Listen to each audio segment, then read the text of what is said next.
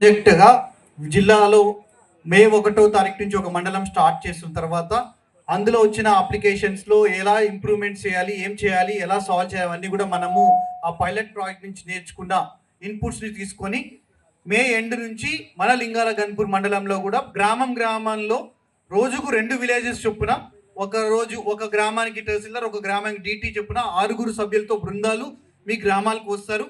ఇలా ఎవరైతే అప్లికేషన్స్ ఇప్పుడు ఇందాక ఇష్యూస్ ఒక్కొక్కరు చెప్పారో సేమ్ గ్రామంలో కూడా మీ ఇష్యూస్ అన్ని కూడా అప్లికేషన్స్ అనేవి తీసుకోవడం జరుగుతుంది. దాని ప్రకారం అఫెక్టెడ్ పార్టీస్ ఎవరున్నారో మీ ల్యాండ్ ఇష్యూలో ఎవరెవరు ఆ ల్యాండ్లో ఇన్వాల్వ్ అయ్యి ఉన్న వాళ్ళందరి పేర్లు కూడా దానిలో డీటెయిల్స్ ఇవ్వాల్సి ఉంటుంది. ఎందుకంటే వాళ్ళందరికీ కూడా నోటీస్ ఇవ్వాల్సి ఉంటుంది. దానితో పాటు ఆధారాలు కూడా పాత రికార్డులు ఉన్న పాత సర్వే నెంబర్ సర్వేలు చేసిన రిపోర్ట్లు ఏమున్నా కానీ ఆ రోజు అప్లికేషన్తో పాటు దరఖాస్తు జత చేయండి. సో ఎంక్వైరీకి పిలిచినప్పుడు మీ అందరి యొక్క ఇష్యూస్ అన్ని కూడా రిజాల్వ్ చేయడం జరుగుతుంది. అలాగే రెండవది పార్ట్ బి భూములు కూడా ఉన్నాయి. పార్ట్ బి భూములు అంటే డిజిటల్ సైన్ అవ్వలేదు, అంటే చాలామంది చనిపోయి ఉంటారు కానీ వాళ్ళ వారసుల ల్యాండ్లు అలాగే అవి సైన్ అవ్వకుండా అలాగే ఉండుంటాయి. సో లేకపోతే ఒకరిద్దరు గొడవలు ఉండడం వల్ల ల్యాండ్ పార్ట్ బిలో ఉండుంటుంది, లేకపోతే ఆ ల్యాండ్ ఏదో ఒక కోర్టు ఇష్యూ ఎప్పటి నుంచో నడుస్తుంటే రిజాల్వ్ అయి ఉంటుంది కానీ ఎవరికి తెలిసి ఉండకపోవచ్చు. సో ఇలా పార్ట్ బిలో కూడా అన్సైన్డ్ ల్యాండ్స్ ఏమైనా ఉన్నా కూడా ఈ గ్రామంలో వచ్చే అప్లికేషన్స్తో పాటు మీ ల్యాండ్ అన్సైన్డ్ ఉన్న వాటికి కూడా ఈ యొక్క అప్లికేషన్స్లో దరఖాస్తు చేసుకోవచ్చు. మూడవది ముఖ్యమైనది నేను చెప్పేది ఏంటంటే ధరణికి భూభారతి చట్టానికి అధికారాలు డీసెంట్రలైజేషన్ చేయడం జరిగింది. ఇంతకుముందు ప్రతి అప్లికేషన్ కలెక్టర్ దగ్గరికి వెళ్ళేది, ఏది మ్యూటేషన్ చేయాలన్నా కలెక్టర్కి వెళ్ళేది, నేమ్ చేంజ్ చేయాలన్నా పేరు చేంజ్ చేయాలన్నా కలెక్టర్కి వెళ్ళేది. ఇప్పుడు భూభారతి చట్టంలో కూడా అధికారులు అంతా కూడా ఆర్డీఓకి పవర్స్ ఇవ్వడం జరుగుతుంది. సో నేమ్ చేంజ్ చేయాలన్నా ఆర్డీఓ దగ్గరికి వెళ్తుంది, కలెక్టర్ దాకా అడిషనల్ కలెక్టర్ దాకా రావాల్సిన అవసరం లేదు. ఒకటి పాస్బుక్ డేటా కరెక్షన్ మాడ్యూల్ని కూడా 5 లక్షల కంటే తక్కువ విలువైన భూములన్నీ కూడా ఆర్డీఓ దగ్గరికి వెళ్తున్నాయి. కోర్టు కేసులో కూడా గెలిచిన భూముల్ని కూడా ఇంప్లిమెంట్ చేయడానికి కూడా ఇంతకుముందు కలెక్టర్ దాకా వెళ్ళాల్సి ఉండేది ధరణిలో. ఇప్పుడు RDO is the final authority for court case modules కూడా. అదేవిధంగా ఏదైనా సరే ఆధార్ నెంబర్ మిస్ మ్యాచ్ ఉన్నా, డిజిటల్ సైన్ ప్రాబ్లం ఉన్నా, ఏమున్నా కానీ ఇప్పుడు ఆర్డీఓస్కే పవర్స్ ఇవ్వడం జరుగుతుంది. సో ఇలా ఏవైతే ఇష్యూస్ ఉన్నాయో ఇంతకుముందు పై లెవెల్ దాకా వెళ్ళాల్సిన ఇష్యూస్ కూడా ఇప్పుడు అన్నీ కూడా తహసీల్దార్లు ఎంక్వైరీ చేస్తారు, ఆర్డీఓ వాళ్ళు ఫైనల్ అప్రూవల్ ఇస్తారు.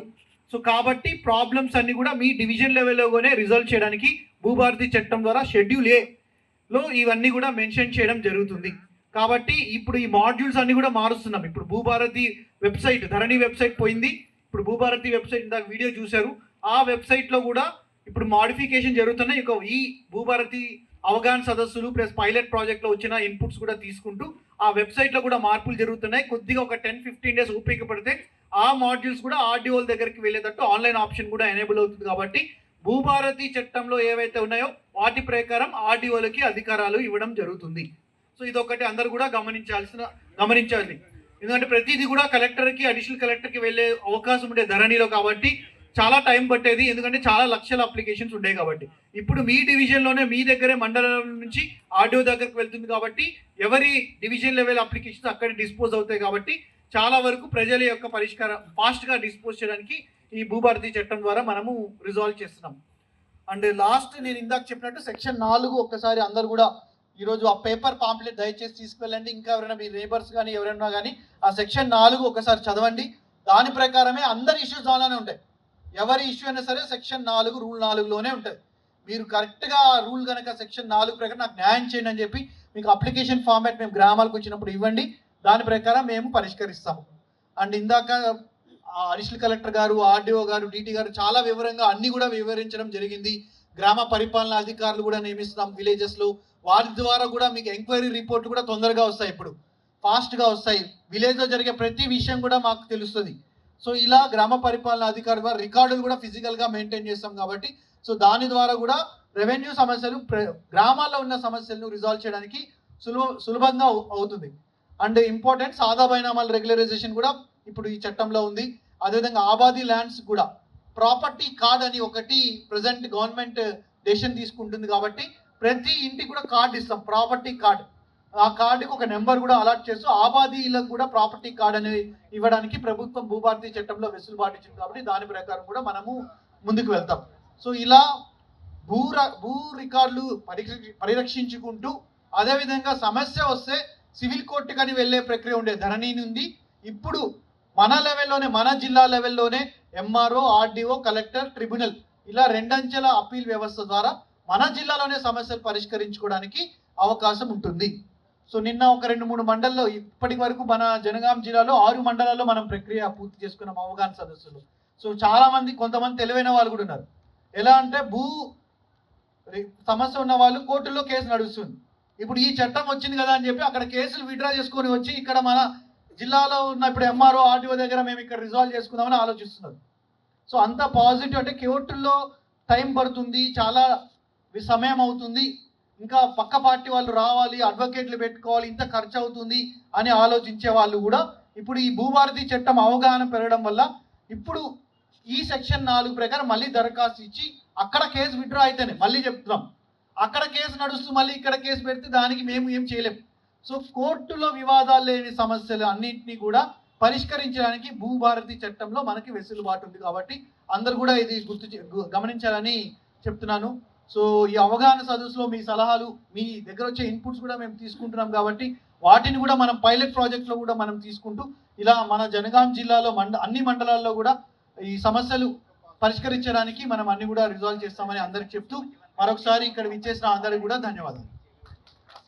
నూతనంగా తీసుకొచ్చిన భూభారతి చట్టం పైన రైతులకు అవగాహన కల్పించడానికి ఏర్పాటు చేసిన ఈ రైతు అవగాహన సదస్సులో పాల్గొంటున్న మన జిల్లా కలెక్టర్ గౌరవనీయులు శ్రీ రిజ్వాన్ పాషా గారు, అదేవిధంగా మన అడిషనల్ కలెక్టర్ గౌరవనీయులు రోహిత్ సింగ్ గారు, ఆర్డీఓ గారు, స్పెషల్ డిప్యూటీ కలెక్టర్ గారు, తహసీల్దార్ గారు, ఎంపీడీఓ గారు, ఇతర అధికారులందరికీ, మండలంలోనే వివిధ గ్రామాల నుంచి వచ్చిన రైతు సోదరులందరికీ, మీడియా మిత్రులకు పేరు పేరున నా హృదయపూర్వకమైన నమస్కారాలు తెలియజేసుకుంటున్నాను. ప్రధానంగా మనం ROR అంటాం. ROR అంటే రికార్డ్ ఆఫ్ రైట్స్. దాన్ని తెలుగులో చెప్పాలి అంటే భూ హక్కుల రికార్డ్. రికార్డ్ ఆఫ్ రైట్స్ను తెలుగులో చెప్పాలంటే భూ హక్కుల రికార్డ్ అని అంటాం. 1947లో భారతదేశానికి స్వాతంత్రం వచ్చింది. అయితే భూమి హక్కులకు సంబంధించిన రైతుల దగ్గర సరి అయిన రికార్డ్స్ లేకపోవడంతో 1948లో మొట్టమొదటిసారిగా కాస్రా పహాణి అని తీసుకొచ్చారు. ఆ కాస్రా పహాణి ఆధారంగా తోక పాస్బుక్లు ఇచ్చిండ్రు. అప్పుడప్పుడు మనం తోక పాస్బుక్లు అంటాం. అప్పుడు తోక పాస్బుక్లు ఇచ్చిండ్రు. ఆ తర్వాత 1971లో ఆ కాస్రా పహానికి మరికొన్ని నిబంధనలను జత చేస్తూ 1B రిజిస్టర్ తీసుకొచ్చింది. ఆ 1B రిజిస్టర్ ద్వారా భూ హక్కుల రికార్డుకు ద్వారా మనకు సిద్ధించిన పాస్బుక్ను దాన్ని కూడా మనం పట్టేదారు పాస్బుక్ అన్నాం. నార్మల్గా పట్టేదారు అంతకుముందు ఉన్నానేమో తోక పాస్బుక్ అన్నాం. తర్వాత వచ్చిన దాన్ని పట్టేదారు పాస్బుక్ అన్నాం. తర్వాత 2020లో ధరణి వచ్చింది, ధరణి చట్టం వచ్చింది. ఈ ధరణి చట్టం కూడా భూమి హక్కుల రికార్డుకు సంబంధించిందే, రికార్డ్ ఆఫ్ రైట్స్కి సంబంధించిందే. ఆ ధరణి వచ్చిన తర్వాత ఇచ్చిన పాస్బుక్ను ధరణి పాస్బుక్ అన్నాం. అంటే కాస్రా పహాని ద్వారా వచ్చిన తోక పాస్బుక్ కానీ, 1B రిజిస్టర్ ద్వారా వచ్చిన పట్టేదారు పాస్బుక్ కానీ, ధరణి ద్వారా వచ్చిన ధరణి పాస్బుక్ కానీ, వీటన్నిటిలో కూడా ఒకదానికంటే ఒకటి ఇంప్రొవైజ్ చేసుకుంటూ ముందుకు వెళ్ళినాం. అంటే మనం క్షేత్రస్థాయిలో ఎదుర్కొంటున్న సమస్యలు కానీ, మనకు ఎదురైన ఇబ్బందులను అన్నింటినీ కూడా దృష్టిలో పెట్టుకొని వాటిని పరిష్కరించడానికి మనము కొత్త చట్టాన్ని తీసుకుంటూ వచ్చినాం. ఇప్పుడు ధరణి చట్టం వచ్చింది. 2020లో ధరణి చట్టం వచ్చింది. ధరణి చట్టంలో అనేక లోపాలు ఉన్నాయని క్షేత్రస్థాయిలో మన దృష్టికి వచ్చింది. అనేక మంది రైతులు మా సమస్యలు ఈ రకంగా ఉన్నాయి, ఈ సమస్య ఏ రకంగా పరిష్కారం అవుతుందో, ఎవరి దగ్గరికి పోవాలనో తెలియడం లేదు అంటే ఇవన్నీ ఆలోచించి ధరణి కంటే మెరుగైన భూభారతి చట్టాన్ని తెలంగాణ ప్రభుత్వం తీసుకొచ్చింది అని చెప్పి నేను ఈ సందర్భంగా తెలియజేస్తున్నా.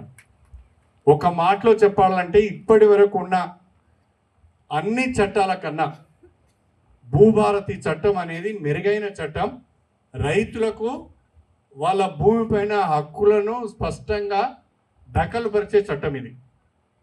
ఈ భూభారతి చట్టాన్ని మీరందరూ వినియోగించుకోవాలని చెప్పి నేను కోరుతున్నా. ప్రధానంగా కలెక్టర్ గారు మాట్లాడుతూ ఇతరులు కూడా మాట్లాడుతూ ఏం చెప్పారు, ధరణి ద్వారా ఇష్యూ అయిన పాస్బుక్లో, ధరణి పాస్బుక్లో అనేక లోపాలు ఉన్నాయి. లోపాలు ఏంటి? పేరు తప్పుపడవచ్చు. లోపం ఏంటి? మన పేరు బదులు ఇంకో పేరు పడవచ్చు, లేదా మన సర్వే నెంబర్ బదులు ఇంకో సర్వే నెంబర్ పడవచ్చు, లేదా మనకు ఉండవలసిన భూమి కంటే తక్కువ భూమి అయినా ఎక్కువ భూమి అయినా దాంట్లో రిజిస్టర్ అయి ఉండొచ్చు. వీటన్నిటి ఇప్పుడు సార్ట్అవుట్ చేసుకునే అవకాశం ఉన్నది. మన పేరు బదులు ఇంకో పేరు పడ్డా, మన సర్వే నెంబర్ బదులు ఇంకో సర్వే నెంబర్ పడ్డా, మన పట్టాదారు పాస్బుక్లో ఉన్నదానికంటే ఎక్కువ భూమి ఉన్నా తక్కువ భూమి ఉన్నా ఇప్పుడు దీంట్లో సరి చేసుకోవడానికి అవకాశం ఉంది. ధరణిలో ఈ అవకాశం లేకుండే ఇప్పుడు భూభారతిలో ఈ అవకాశము, ఈ సదుపాయము రైతులకు కల్పించబడ్డది అని చెప్పి నేను ఈ సందర్భంగా తెలియజేసుకుంటున్నాను. అదేవిధంగా మనకు ప్రధానమైన సమస్య ఏంటంటే మ్యూటేషన్. ఈ మ్యూటేషన్కి సంబంధించి కూడా ఇప్పుడు కలెక్టర్ గారు చెప్పారు, దాన్నే విరాసత్ అంటారు. మనం ఇప్పుడున్న భాషలో చెప్పుకోవాలంటే సక్సెషన్ లేకుంటే మ్యూటేషన్ అని అనుకుంటాం. ఈ మ్యూటేషన్కి సంబంధించి కూడా ఏదైనా సమస్య ఉంటే, ఇంతకుముందు వారు అన్నట్టు 4 అన్నదమ్ములు ఉంటారు ఒక తండ్రికి. ఆ తండ్రికి 4 అన్నదమ్ములు ఉన్నప్పుడు వాళ్ళు పంచుకున్నప్పుడు ఏదో ఒక దగ్గర పొరపాటు జరుగుతుంది.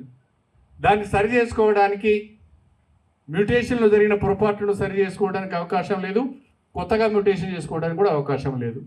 ఇప్పుడు భూభారతిలో ఆ అవకాశం కల్పించారు. మీకు మ్యూటేషన్లో, గతంలో చేసుకున్న మ్యూటేషన్లో పొరపాట్లు జరిగినా ఇప్పుడు కొత్తగా మ్యూటేషన్ చేసుకోవాలనుకున్నా కూడా భూభారతిలో మీకు అవకాశం లభిస్తున్నది. తర్వాత సాదా బైనామా ద్వారా, అంటే తెల్ల కాగితం మీద భూములు కొనుక్కొని అవి రిజిస్ట్రేషన్ కాక ఆ తర్వాత పట్టేదారు పేరు మీదనే అవి ఆ భూములు పట్టా ఉండడము, ఆయనకే రైతు బంధు రావడము, కాస్తులో ఉన్న కబ్జాలో ఉన్న రైతుకు రిజిస్ట్రేషన్ కాకపోవడం, పాస్బుక్ రాకపోవడం, రైతు బంధు రాకపోవడం కూడా మనం చూస్తున్నాం. దాని కొరకు ఆ మధ్యకాలంలో దాదాపు ఒక నెల రోజుల్లో ఏమో క్రమబద్ధీకరణకు సంబంధించి 2014 జూన్ 2 కంటే ముందు, అంటే తెలంగాణ రాకముందు గ్రామీణ ప్రాంతం నుండి వ్యవసాయ భూమిని సాదా బైనామా ద్వారా కొనుగోలు చేసి గత 12 ఏళ్లుగా అనుభవంలో ఉంటూ 12 అక్టోబర్ 2020 నుండి 10 నవంబర్